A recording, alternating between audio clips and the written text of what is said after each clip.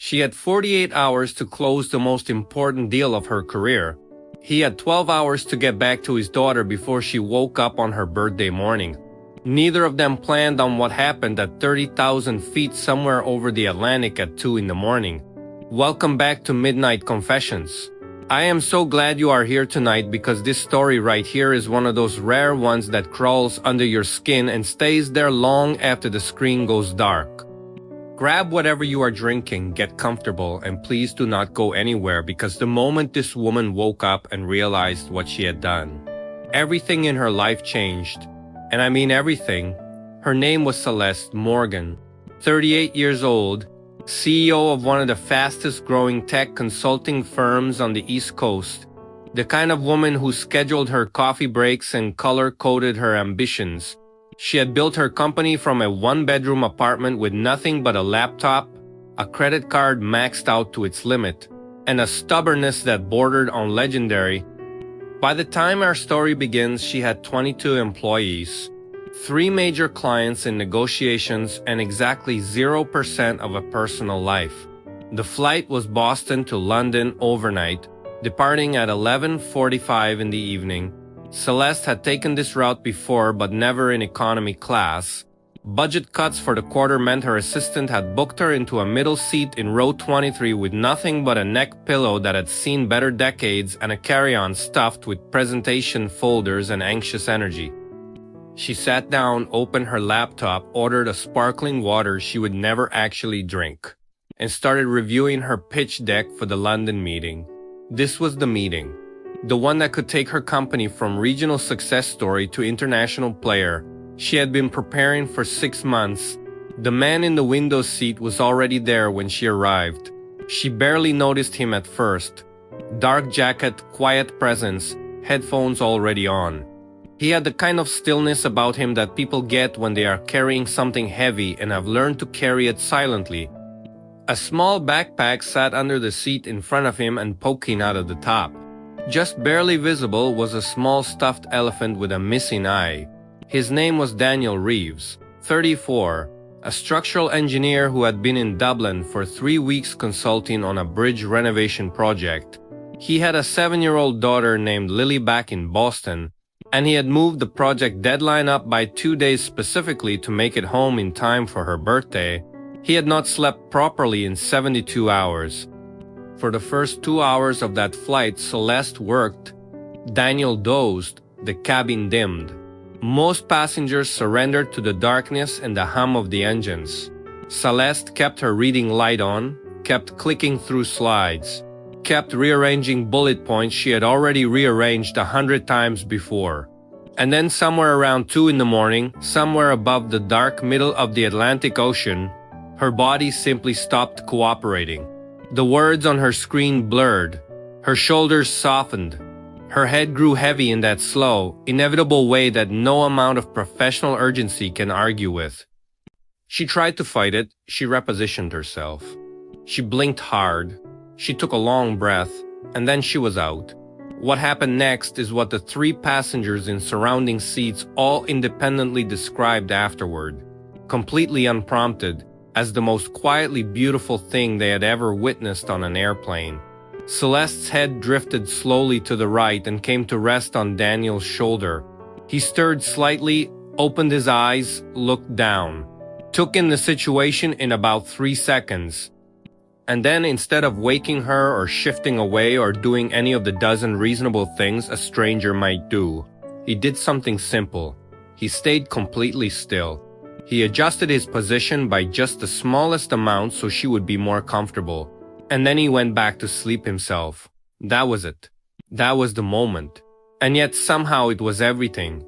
The woman in the aisle seat, a retired schoolteacher named Margaret who was visiting her grandchildren in London, watched the whole thing happen. She told her daughter about it in a text message the next morning that eventually made its way onto social media, where it was shared over 90,000 times in 4 days. She wrote, and I want you to hear this clearly, she wrote that watching a stranger choose gentleness over inconvenience in the middle of the night, when nobody was watching, was the most hopeful thing she had seen in years. But wait, we are not even at the part that left people speechless yet. Stay with me. Celeste woke up approximately 90 minutes later. The cabin was still dark. Most people were still asleep. She came to consciousness slowly, the way you do when you have slept deeply and unexpectedly, and for about 4 full seconds she had no idea where she was. Then it hit her all at once. The hum of the plane, the dark window, the shoulder beneath her cheek. She sat upright so fast she nearly knocked her laptop to the floor. The warmth in her face could have powered a small city. She turned to apologize, already assembling the words, already preparing for awkwardness, already bracing for the kind of social discomfort she had spent her entire adult life engineering herself around. But Daniel was awake and he was smiling, and the smile was not mocking or smug or even particularly amused. It was just kind. He said, and these are his actual words as Celeste later shared them publicly. He said, "You look like you really needed that." 4 words. 5 if you count really separately. Celeste, a woman who had given keynote speeches to auditoriums full of people, who had negotiated contracts worth millions of dollars, who had sat across tables from some of the most intimidating figures in her industry, had absolutely no idea what to say back. So for the first time in perhaps her entire adult life, she said nothing at all. They talked for the rest of the flight, not about work, not about deals or projects or professional accomplishments. They talked about his daughter Lily and how she had made him promise to wake her up the second he got home no matter what time it was. They talked about how Celeste had not spoken to her own mother in 2 years over a misunderstanding that neither of them had been willing to bother fixing. They talked about the stuffed elephant and the story behind the missing eye, which involved a dog, a birthday party, and the level of chaos that made Celeste laugh louder than she had in months. When they landed at Heathrow, they exchanged numbers with the slightly dazed look of 2 people who are not entirely sure what they are doing but are doing it anyway.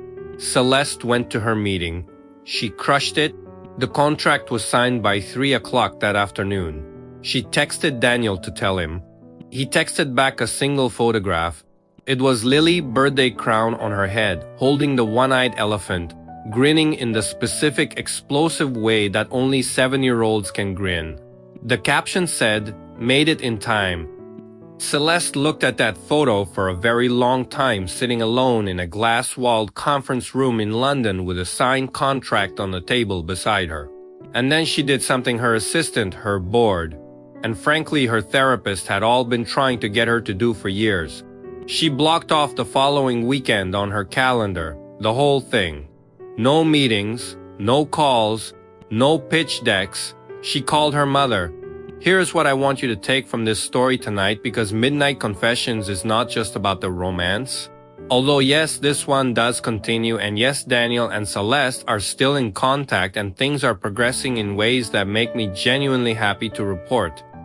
This channel is about those hinge moments, the ones we do not plan for, the ones that sneak in through the cracks in our perfectly organized schedules and remind us that the most important things that will ever happen to us are almost never the things we prepared for.